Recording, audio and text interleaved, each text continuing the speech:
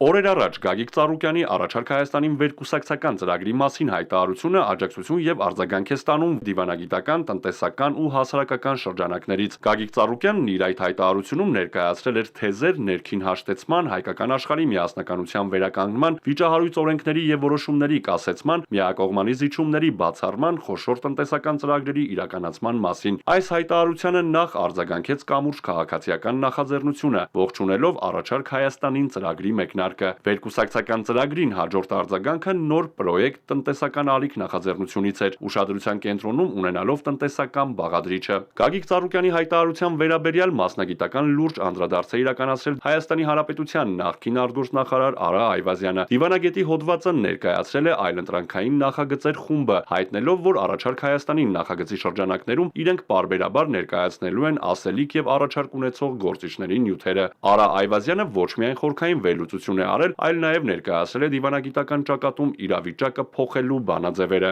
Այվազյանն իր հոդվածում շեշտել է. Հայաստանին անհրաժեշտ է ոչ թե որոշումների տարբերվող փաթեթ, այլ հիմնովին նոր ռազմավարական վերաբերմունք, վերաիմաստավորելու, թե ինչ է նշանակում թշնամական եւ անկայուն աշխարհաքաղաքական միջավայրում խաղաղության հաստատումն ու ինքնիշխանության ապահովումը։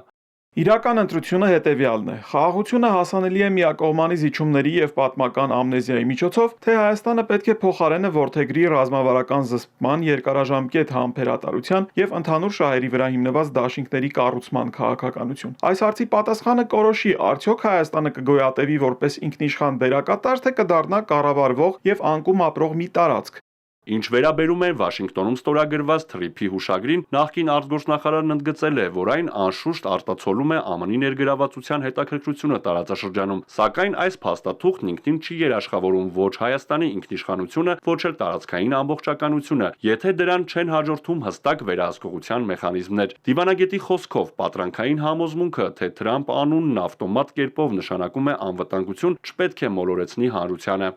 Կայունությունը չի շնորհվում, այն կառուցվում է, եւ խաղաղությունը չի առաջանում թուլությունից։ Այն պետք է վաստակվի ուժի, ռազմավարության եւ դիմանալու կամքի միջոցով։